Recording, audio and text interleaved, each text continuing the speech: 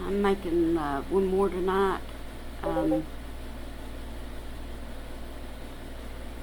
This will put me about 8 ahead, I think, which is my goal. I'm going to talk about Mary Carroll Winkler.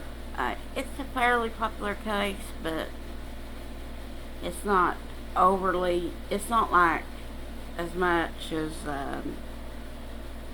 Ted Bundy or somebody like that. Nowhere close to that covered, but Mary Winkler is still alive, and she was born on December 10th, 1973. She was convicted of voluntary manslaughter in 2006. She shot her husband, Matthew Winkler. He was a minister at a Church of Christ, and this happened in Selmer, Tennessee.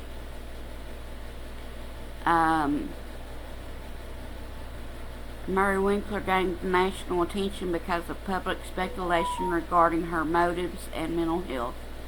Allegations of abuse by her husband, her brief flight from the state, and she had been in, she wasn't in jail long or in a mental health facility. And in 2008, she was granted full custody of her daughters. She had 3 daughters.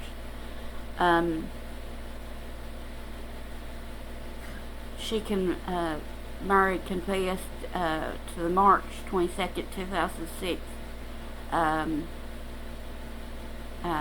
murderer of her husband. She shot him with a 12-gauge shotgun. His body, Matthew's body, was discovered in their home by church members because he missed that evening service, and that probably wasn't like him, with him being the preacher and all. The couple had been married since 1996.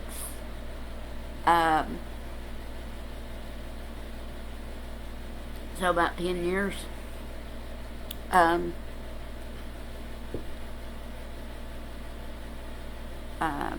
One family had reported that Matthew was constantly threatening to shoot the family dog, their family dog. That, in other words, the neighborhood family's family dog. And other people have said that he had been abusive to Mary. They had seen it. Now, it may not have been physical, it may have been emotional or something, or he may have swung at her, or slapped her, or hit her around people, who knows, but they could tell he was being abusive, allegedly, because it was never, he's dead, so it was never proven in the court or anything like that.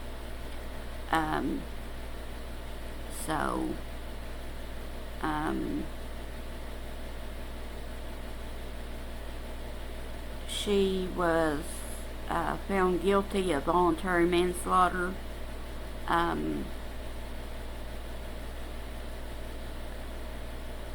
The prosecutors wanted her to be convicted of first-degree murder, but the jury settled on a lesser charge after deliberating for 8 hours. My guess would be in Tennessee you can do lesser charges, because some states you can't do that unless it's on the list of charges, and you can find them guilty. But some states you can find them guilty of a lesser charge than they're being prosecuted for. But anyway, the sentencing phase was set to begin on May 18, 2007, but it was delayed to June 8, 2007. She was sentenced to 210 days. She had credit for already serving 5 months. So, and she spent 60 days in an undisclosed mental health facility. That made it to 210 days because, 5 months is 30 days. And then, 150 days. And then, add 60, that's 210 days. Some men's rights activists were upset.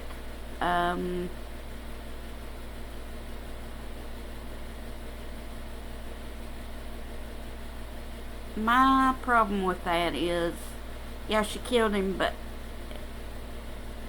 she's never been violent before, and they never, and a lot of other people was saying she was abusive.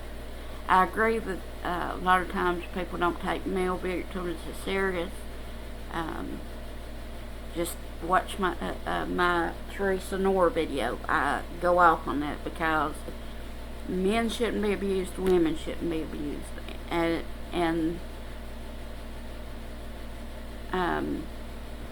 people are saying that she was abused, that they witnessed it. So I have a hard time, but I think she should have been punished, and she was punished. I think maybe she should have got a little bit more time, maybe, but not a whole lot more. And you got to remember too, there, up until probably the 2000s, even if you killed a husband, and I'm sure a wife if it was a man, and we're just dealing with heterosexual relationships right now, because usually gay relationships weren't taken as serious, especially domestic violence. But anyway, if you killed a man, even in self-defense, even if they knew it was self-defense, it was seen as, why didn't you leave? And that's not always an option. And I can say that from experience. I grew up in a household of domestic violence. One time we went to a shelter and Dad found us. I'm just saying, and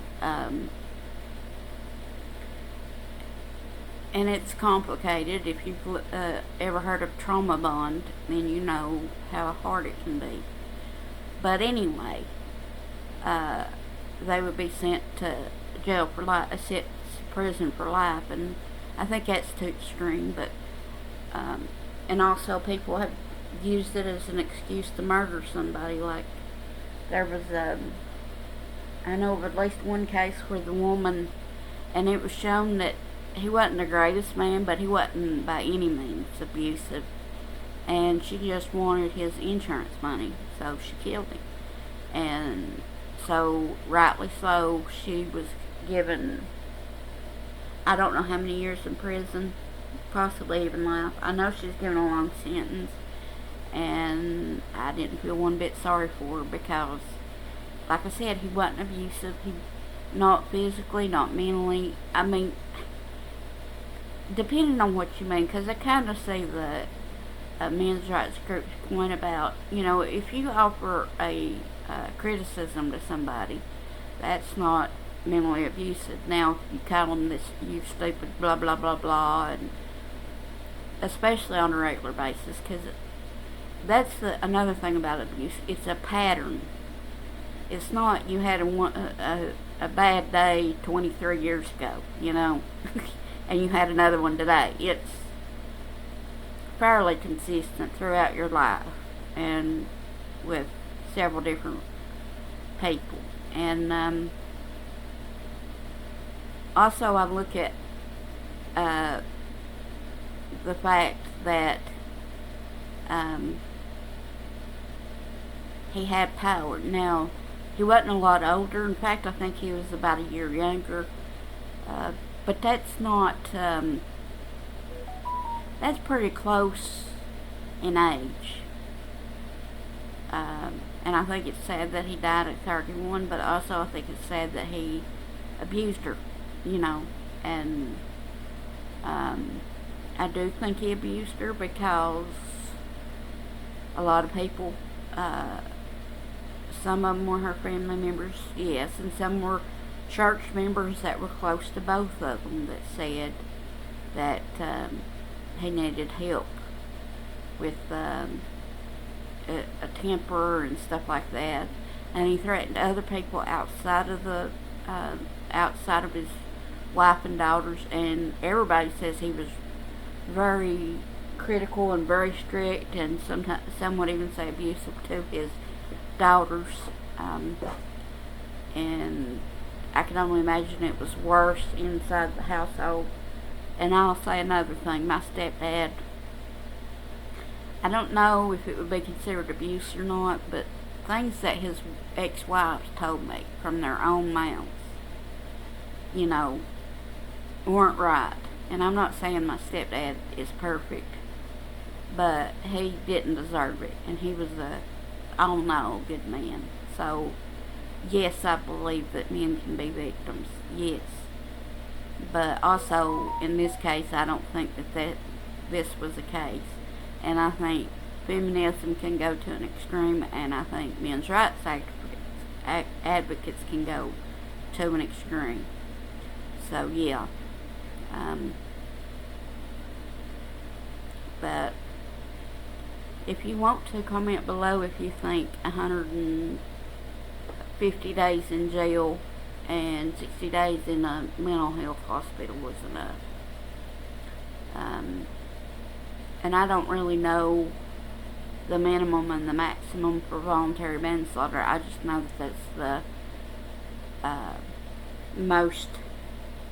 the smallest charge that you can be found guilty of besides involuntary manslaughter. So I would say I think the maximum you can get is 5 years. If the jury had found her guilty of a higher charge, I would think that was unjust. But that's just my 2 cents. Comment below if you disagree, as long as it's respectful. I don't have a problem with it. In fact, I watch YouTubers I disagree with all the time. I think that's a lost art, that you can hear things you disagree with, you know, but just be nice. And I'm trying to keep us under the 15-minute mark, so please like, comment, subscribe, make sure the notifications on, share this video if you liked it. It'll really help my channel grow. I'm not as worried about growing fast, but I would eventually like to grow. Just because I think I have a lot to offer as I get better at this, and I'm going to share personal stuff on here at some point too. But yeah, I will record probably another few batches next week. That way I can get good far ahead, because I fell a little bit behind. And so, but anyway, you don't need to know all that. Bye.